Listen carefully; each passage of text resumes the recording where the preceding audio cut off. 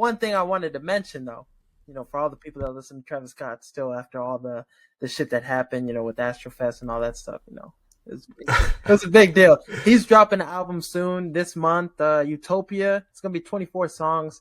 It's gonna be, expected to be a huge album. I mean, the last one he dropped, Astro World, is one of the greatest albums of all time. We're being honest, no skips on that. I expect similar greatness in this new album, so I'm excited to check it out. What are some of your opening thoughts before we get into the show? I'm more interested in the new Dirt coming out this weekend. Yeah, when is it gonna drop? That shit. The track list dropping today. This week. Yeah, so some heavy hitters on that. Okay, the usual guys that you typically would see on the album. The Futures, the Kodaks of the world. Okay. J. Cole was a new feature for him. He wasn't the usual one. It was a good song. Out of the park. Nah, that's a timeless joint. For Showski. Like we was telling I'm excited to see what the album's talking about. Yeah, like we was telling John in the last episode. And hopefully he needs to be checking that out. I hope. Man. Almost healed. Hopefully John almost healed.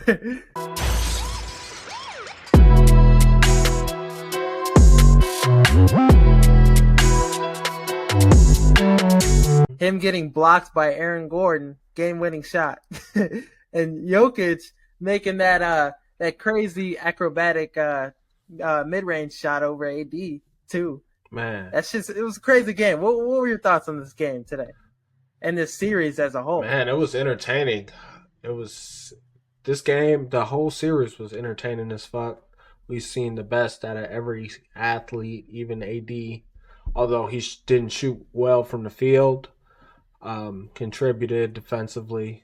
The effort you've seen was there, and LeBron obviously had a 31 a record-breaking first half. But I knew from just how he played the entire first half, and I knew he was playing outstanding. He was shooting like he only missed, I think, 3 shots. Damn. The first half. But you've seen everybody else was like 9 for 23. So, and they were shooting well from 3. So all those things were outliers for me. Mm-hmm. And you seen LeBron was not able to continue that pace. Even in the fourth when they needed it the most, he wasn't able to. So yeah. It just goes to show they needed somebody else to step up. He got gassed. And I mean, role players have been huge in this series. You look at the Nuggets, all their role players are stepping up all series, all playoffs. Every single game they've had played somebody well. that, stepped up. Aaron Gordon today, he had 20 points and, came up big with the last play of the game, blocking the shot. So, his presence was felt. Man. Even every rotation, every starter for them played well all series long. KCP. I mean, even Michael Porter Jr. had 15, and he didn't shoot well from 3, but he was still making clutch baskets and contributing defensively. And Caldwell Pope, I mean, he's been consistent as fuck from 3. I mean, I wonder what his 3-point percentage this series is. I mean, just all around, their starting 5 is the best in the league. I think so too. And it took us to this point to actually admit that. Dude, nobody took them serious coming out of the playoffs or the first seed. Nobody. Even with Miami too, this finals, you look at everybody, predicting, the finals, what could it be? Nobody had these two teams being in the finals. Nobody. Man. That they did, they're lying. Man, people thought the Suns were going to beat them. Suns, or, people were, nobody even thought the Lakers were going to make it to the Western Conference Finals too. They had people, thought they weren't even going to make the playoffs, but after, the trades and stuff, what they did, at the deadline, fucking D'Angelo Russell, though, man. He sabotaged himself out of a bag, bro. This whole series, bro. Man. His play has been terrible. His plus minus is the worst I've ever seen. And even when he was on the court, there was 2 possessions where he turned the ball over and then fouled the guy. Like, just because he missed his assignment defensively. So, like, those are back-to-back. Mm-hmm. Terrible plays to commit as an individual. Man, they should have pulled his minutes a long time ago. Yeah, and I don't know why Unfortunately, it took him so long. It took him the game today, game three, I mean, game four, when you're already down 3-0 in the series, and Mo Bamba, his hype about him coming to play, they were giving minutes to Tristan Thompson out there. And I mean, he was holding his own for the couple minutes he was out there, but. yeah. Once I seen him out there, I knew it was over with. Like, come on now, y'all just trying shit at this Yeah, point. just Because testing ain't shit no way out. in hell you just throw a guy like that out there, and he get, albeit he gave him valuable minutes, but Mhm. that shit didn't amount to nothing but a L. So Yeah, I mean, at the end of the day, Denver was the better by team. far the better team and way deeper, and everybody was clicking, and they are a complete team. And I think they're gonna go on and win it all. Oof. I mean, yeah, just looking at this, Jokic playing at the level he played all playoffs, Jamal Murray playing big time too, making big buckets. This Nuggets team is really there. It's really theirs to lose when you look at how they match up against, I mean, if Boston comes back or, Miami. We'll get into that later, but, got to give credit to this Nuggets team because all year, they're going to come out and be like, yeah, we were doubted and all this stuff. Rightfully so, because nobody had them getting to this level. But, the whole playoffs, Jokic averaging a triple double, Jamal Murray stepping up and, having a 23-point fourth quarter, having 37 in back-to-back games. They showed up, and that's what the playoffs is about. Rising to the occasion, and that's what they did all playoffs. So, credit to them. But let's get into the other series in the East now. Miami and Boston. Now, Miami's up 3-0 in the series now. And in the last game, game three, it looked like Boston gave up. It looked like Boston was throwing in the white towel. Throw in the damn towel, that, Rocky movie when Creed was about to die. No, before he died. That's what it kind of felt Why like. is that funny to I'm you? sorry. That You're shit right. fucked me up as a child. Moment of silence for, Creed, but this is mute your mic, for real. But fictional characters. Some people. Yeah, that's another topic for another day. But my lips are getting a little dry. I mean, my lips are getting a little moist. Pause. But this Heat team. I mean, damn. Like, Spoelstra's coaching at the level he's been coaching. This team. Jimmy Butler's playoff Jimmy, the reincarnation of Michael Jordan, Michael Jordan's long lost son, all that. Caleb Martin having 20 the last game and 18 last night. So these Heat players have been stepping up and they've been really, putting it to this Boston Celtics team. Jaylen Brown has been playing piss poor, like 1 from 7 from the three last game, and then the game before 1 for 6 from three. So he's really been playing terrible. And, in the last game, game three, you're down 3-0 in the series now, but you're resting guys. You're not playing your starters in the fourth quarter. You're down 30, but shit, like, what was your opinion on that in the game and as a whole? The team just looks out of sorts. I Yeah. mean, anytime a team is shooting like over 60% from three, and these guys are just getting clean, wide open looks at home, and the crowd's into it. It's got to be effort first. You know what I'm saying? Yeah. Like, and it just didn't show. And even offensively, it was like they weren't running any plays. You see how the Nuggets move. Um, constant movement. It was just a bunch of 1-on-1. Let me step back and shoot a three type shit. So, I think Joe, he gonna be up out of there as Gotta soon get as I fired. think they Something's get gonna happen. swept.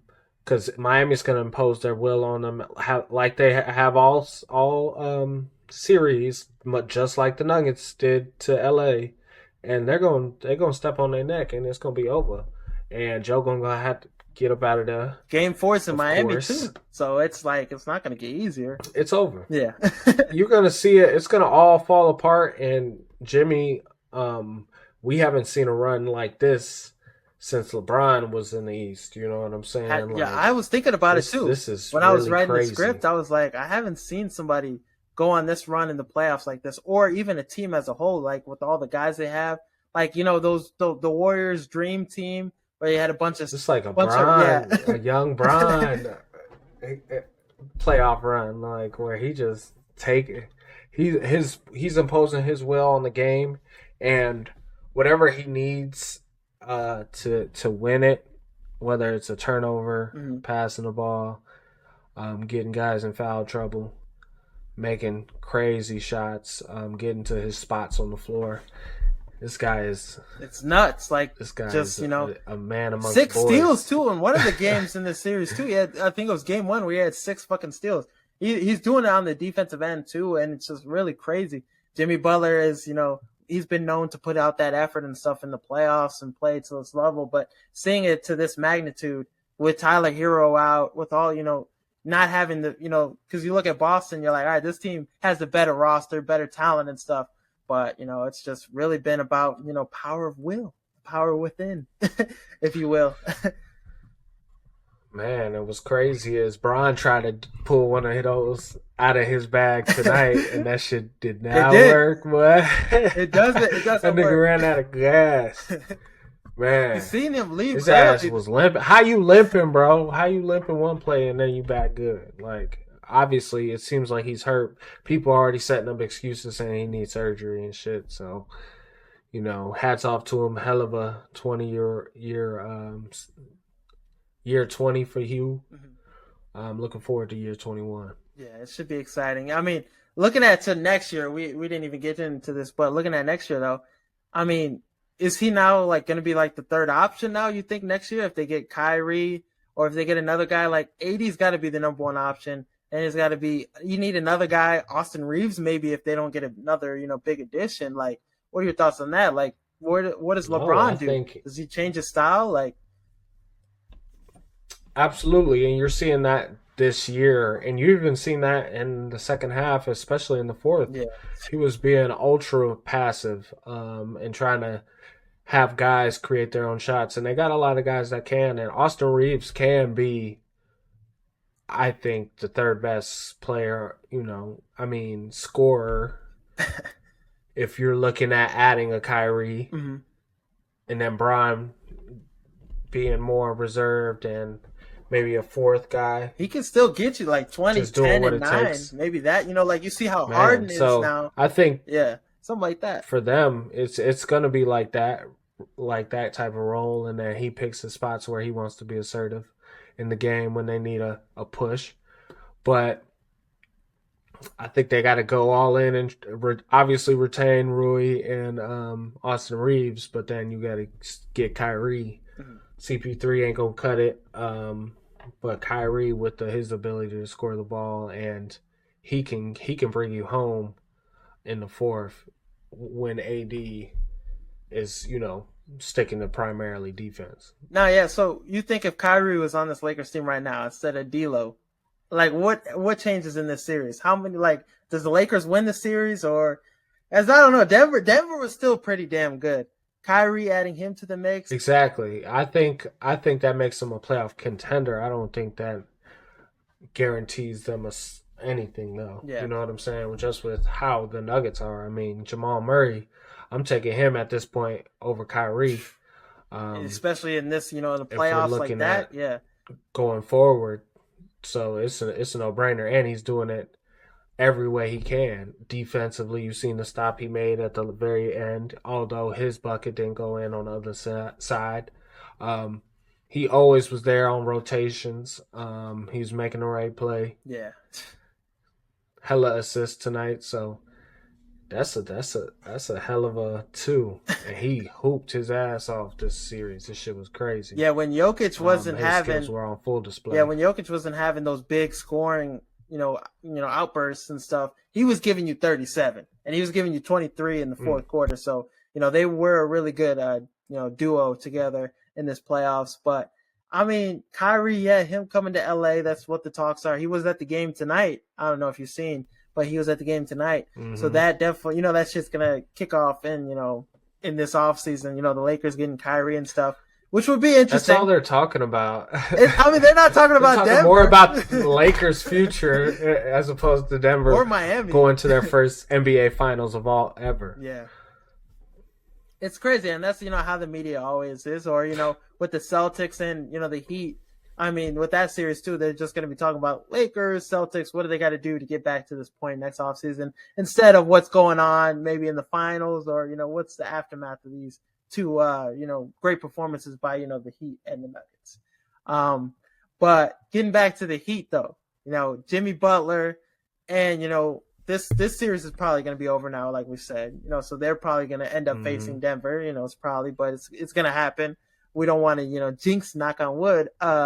But so how do you think Miami matches up against Denver? What do you think their chances are against the Nuggets? Damn, we already mailing it in. It's gonna happen. I mean, damn, it's gonna happen. Yeah, it's the inevitable.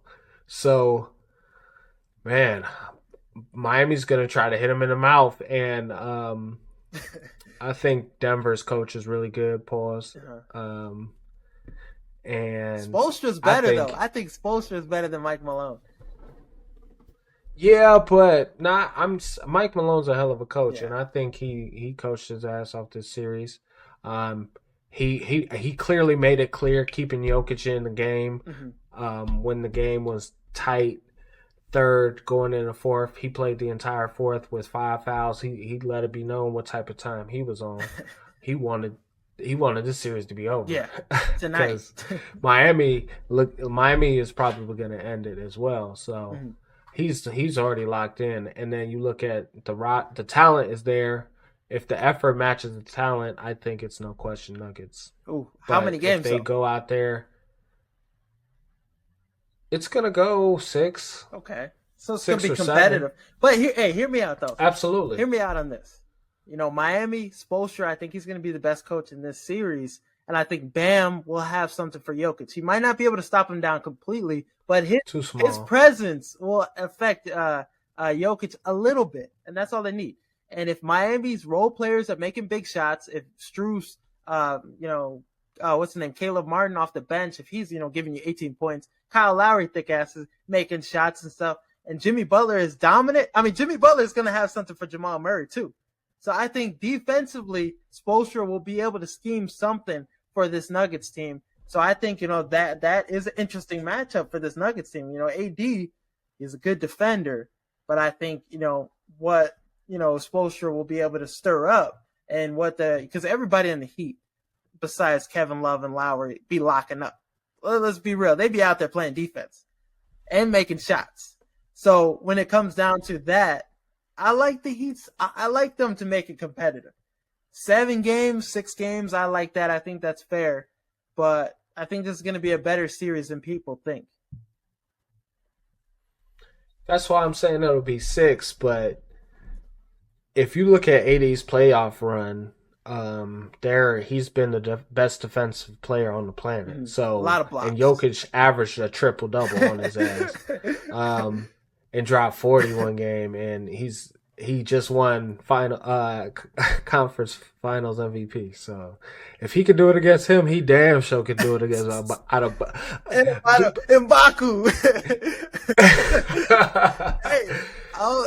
I'm just saying, as a collective group, really? I think the Heat. Come on now, as a collective group, and Spoelstra. I'd take Tristan Thompson over Adebayo. Come on now, but bro, it's the Nuggets have too much firepower.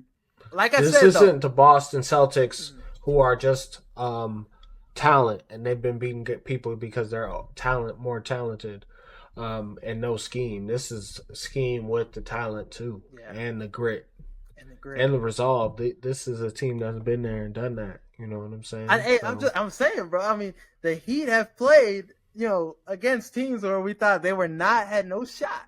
Even Giannis with the Bucks, even with the Bucks roster, their roster was pretty damn good. So, I mean, and we've seen, the Heat flourish in these moments. So I'm not counting them out.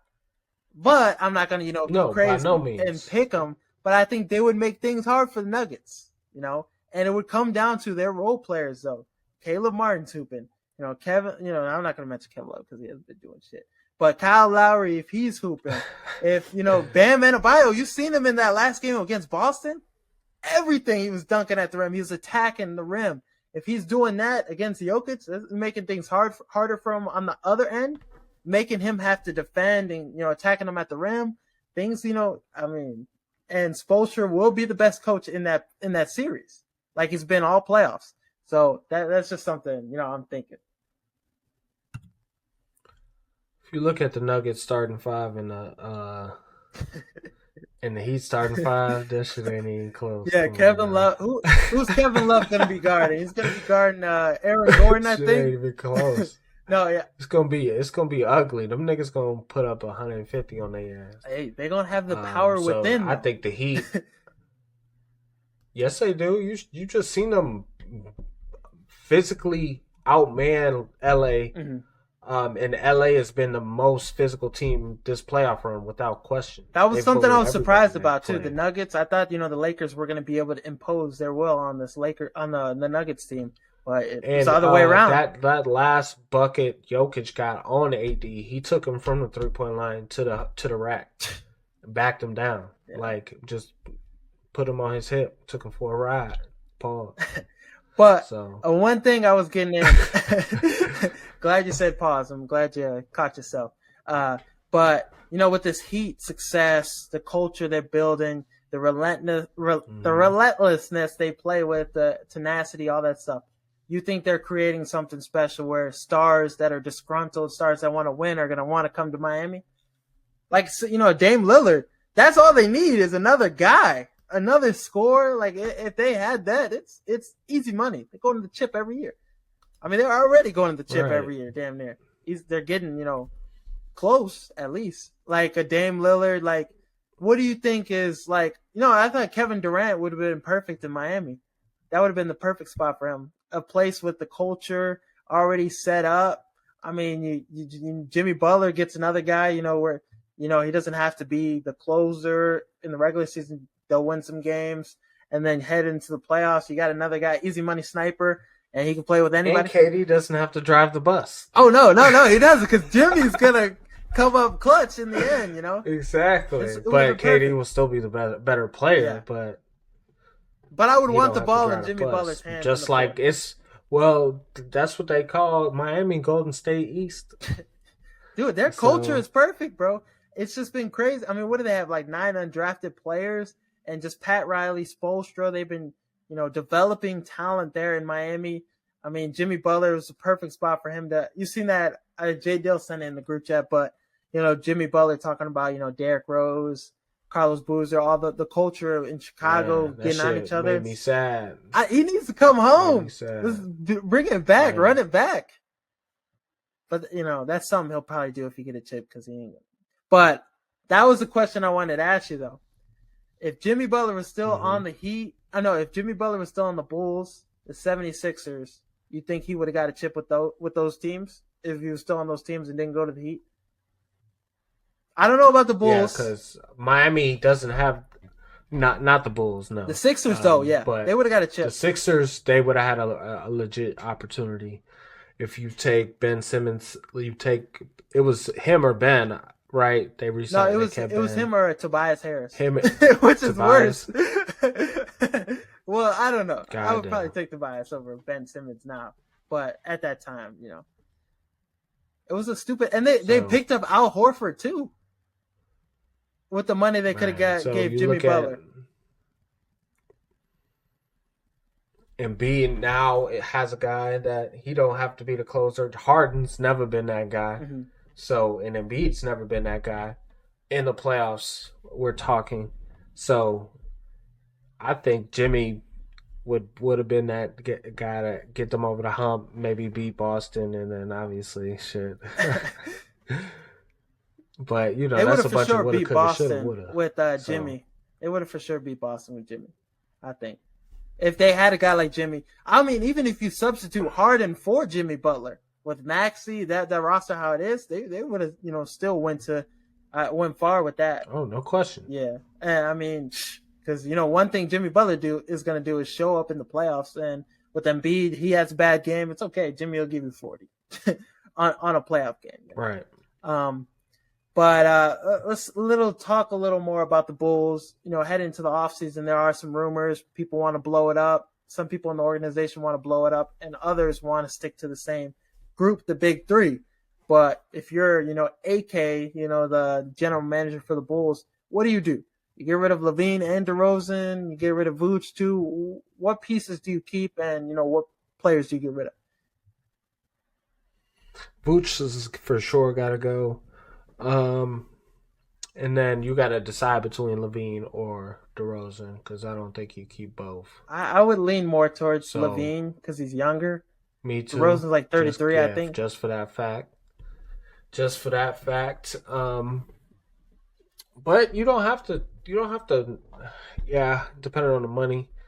Yeah, it's time to blow it up because right now we're overpaying for some guys and we're at the bottom. The results are not matching. Last year, we were excited, overexcited, but the Lonzo injury that really fucked us, man.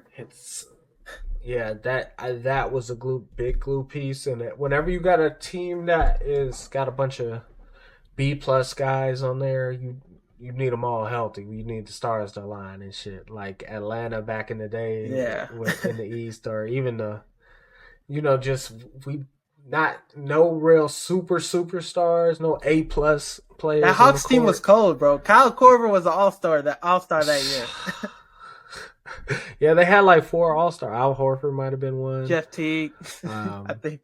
Jeff Teague. Like, come on, bro. What are we even talking about right now? So that's my point exactly. So you look at that, the roster, we're good, but the problem is everybody has a young superstar, even Embiid in Philly, Giannis in Milwaukee, JT and Jaylen Brown in Boston, Trae Young and my man in Atlanta. And we just got a bunch of... We don't got nobody that could take us to the chip. Nah. I mean, JT, you know. We don't have a guy. Yeah. Like, obviously, what's his name had that MVP run, but that shit was catching lightning in a bottle. Right. We're the first seed that year too, which is crazy. Everything was going right for us. At the end. Yeah, not yet. Everything was going right for us at that point. But yeah, we were the first seed. We had the best record in the East. Man, that shit was crazy. You couldn't tell us shit. We're a big market. We got the heritage, the foundation. I like what we're doing in the front office. I like Billy Donovan as a coach. We just don't have the roster. And we need to make a splash in free agency. I see we don't have a lottery pick. So yeah, because we had the top 5 protected, I think. So since it wasn't top 5, the pick went to the team we traded with. I think it was in the Vooch trade. Yeah, it's the Vooch trade. So now we're not building through the draft. God damn it. And we don't have a superstar. No. Just got some guys that could score. I mean, DeRozan, Levine, they're not at that echelon, top 15. I don't think they're top 15. You think they're top 15? Who? DeRozan, Levine are in the top 10. I think if you have a top 10 player, you're doing things. You can build off that, but it might be in top 15, creeping out, outside looking in. They're top. Yeah, they're top 20. On the outside looking in. Yeah. I gotta go down the list, but I probably can think of 20 niggas better than them too. And like people that are doing it in the playoffs too, so but right. Hopefully, the Bulls can figure things out, and I don't think an answer for, our issues and stuff building for the future includes DeAndre Ayton. So hopefully, no. they don't follow that path. Been rumors linking him to the Bulls and stuff. I don't want to see that shit. Everybody knows that's a push deal. Like, Vooch is a soft big man. When we gonna get another one? it wouldn't make sense. I would honestly like Drummond. Him and Vooch game is very similar. Very similar. They're both power forwards. He's not a rim protector. Yeah, they're both power forwards playing the 5. Aiden, he doesn't want to block shots. You've seen him some plays. It looks really soft. Just wants to shoot elbow jumpers. Just wants to be a soft scorer. Ass nigga. So it's like, that doesn't solve anything. Get in that direction. But no. Let's head over to our favorite, other team in Chicago, the Chicago Bears. They started OTAs today, and with this new roster, the draft, free agency, let's go through some things we're excited for this season. Is it the offense or is it the new defense, the players we got there, the linebackers? What are some of the things you're excited for this new season? Definitely excited for the DJ Moore, Justin Fields connection. I can already see that just being peanut butter and jelly. Yeah. I'm excited to see what the offense looks like with all the new weapons. Even that running back from Texas, they're hyping his ass up. Yeah. Yeah, I like him too. He gives me Matt Forte vibes. I love the additions at tight end. Mm-hmm. Tunyon. I think we do have a starting offensive line now. I think we're gonna go from being one of the worst to being one of the most dominant once we gel. That run block for that after nice. 3 to 4 games probably. Mm-hmm. Yeah, last year we were one of the best run offenses in the league. Run blocking offensive lines in the league. It's crazy. Now that could be a lot of just having 11 on 11 and Justin Fields being you have crazy. 2 extra blockers because the quarterback's running the ball. Right. So I don't know about all that, but I'm excited. We're gonna be that team. There's always those teams that are just terrible one year and then they just shoot to the Jags last year, and we're gonna be like with that. Jags last year is always 1 or 2 of them that just completely go from worst to first. So I think we're there. And the NFC is dead, man. It's not no quarterbacks out here. Nah, I mean A-Rod just left. How many quarterbacks would you take over Fields? I mean, just probably. I'm just taking one. Just Hurts. I'm just taking one, and that's all. If we just talking off potential, I'm taking Justin Fields, no question. Mm-hmm. Anybody who evaluates talent knows that. I mean, obviously, look at where they were drafted. So, but now with Justin Fields having all the weapons we mentioned, like better offensive line this year. Do you think there's a lot of pressure on him to succeed? You think if he doesn't have a good year this year, then you look towards Caleb Williams or the other quarterbacks in the draft next year? No, that's going to be a huge disappointment, but he's up to the task. I know he's built with the right stuff. Mm-hmm. Just listen to his interviews, listening to people who know him talk about him. He seems like he's ready for that task, and he's putting in the work, so I ain't never worried. Oh no, yeah. I mean, after looking at him last year, running the ball effectively, after running the ball effectively last year, showing that athleticism, being a dynamic quarterback in the league. You give him DJ Moore. Mm-hmm. He's not AJ Brown. He's not what's the receiver, Stephon Diggs. But this is still a huge upgrade, a talented receiver that will be able to, boost that passing. So, I don't think he'll go down from last year. I think he'll be only better as a passer, and maybe we still see that running we still see that athleticism, there in some hints like so. But what are some bold predictions you have for the season? Some, this player's gonna have this kind of stats. What are the odds for Justin Fields MVP? I don't know. He's got to be up there though.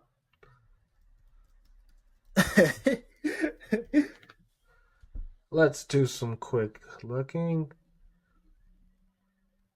He's got to be top. It started at 2,500, but now it's plus 2,000. So every $100 you bet on him to win, you get 2,000. I would take that in a heartbeat, ladies and gentlemen. If you could. Go ahead. I might have to place that bet. I might have to place that bet for you. I just turned 21, so I don't need no bookie no more. I'm gonna have to place that bet. Oh shit! You're gonna have to place that for me. I got you. I think secondary wise, we'll have top 10 secondary in the league. Defensively, depending on who other additions we make, maybe Yannick Ngakoue, like we've been all praising or hoping for him. If we get a guy like that, the move we need. Even Jadeveon Clowney, I'd take him. It would improve our defensive line a little better. Him, But he's never been he never puts up big sack numbers. Yeah. He's good against the run. Solid against the run. That's what Poles might want too. Frank Clark, I mean, if we get into the playoffs, Clark, he's a monster in the playoffs. Yeah. He's the best, sacker in the playoffs if you look at the numbers and shit. But him, I mean, I would use any guys that could improve our defense line. We get some more guys that will improve, Travis Gibson's number, Dominique Robinson's number, those other guys we got, rushing the passer. So just improve that area, and I think we could have a top 10 defense. If we can get after the quarterback a lot better than we did last year, we were like the worst in the league. Brisker led our team in sacks. If we can improve that area, I think we'll have a top 10 defense in the league. Yeah, and just as quick as we lost pass rushers, we can get them. Like if we get the Ngakoue, those odds for us in every category are going to jump through the roof. 100%. We're going to that's going to be the difference if we can close out games and not get into those shootouts like we did last year, and we're forced to continue to play at a high level, and you've seen turnovers, silly. Dude, yeah, you look at some of those games we lost, bro. A receiver drops the ball. Pass rush eliminates all that shit. You don't even hear about stuff like that. If a good defense goes out there, because they just snuff out the flame. Yeah, 100%. So yeah, if we improve those areas, I'm excited. This year, this is the most I've been excited for a season in a couple years. Man, yeah, we're excited probably since we had Mac and them dudes on defense, because the linebackers, we got linebackers from hell. But that brings me to my last question before we wrap it up. Give me one offensive player and one defensive player from recent Bears teams or any Bears team that you would add to our Bears team this year to take us to that next level. Ooh. I got 1 and 2 already in my mind. Obviously, Khalil Mack. Okay. 2018 Khalil Mack. Duh. When he was taking shit to the hot crib, he led the league in strip sacks and shit. I'd take him, and then who else? Take your time. I might have to go Brandon Marshall. That dude was nice when he was with us. Yeah. And, Justin Fields throwing him the ball instead of Cutler. He put up some numbers for Cutler, but big ass receiver. What I was thinking, I think that would take us our team to the moon. What I was thinking, I'd probably add Matt Forte at running back, just a guy that can catch the ball out the backfield and run the ball. Be that kind of back. That's a good one. And then defensively, edge rusher. I'm going a little further than Khalil Mack, but Julius Peppers, a guy like that, tall defensive lineman, can block shit, bat shit at the defense, at the bat passes down and shit, and just get after the quarterback at a high level, and we bring that swag to our defense. I think Julius Peppers, Matt Forte, Super Bowl contenders, or Roberto Garza at center. How about that? That's a position we need. So those are some of the names I was thinking. Be mad at that. I was thinking of those 3 guys.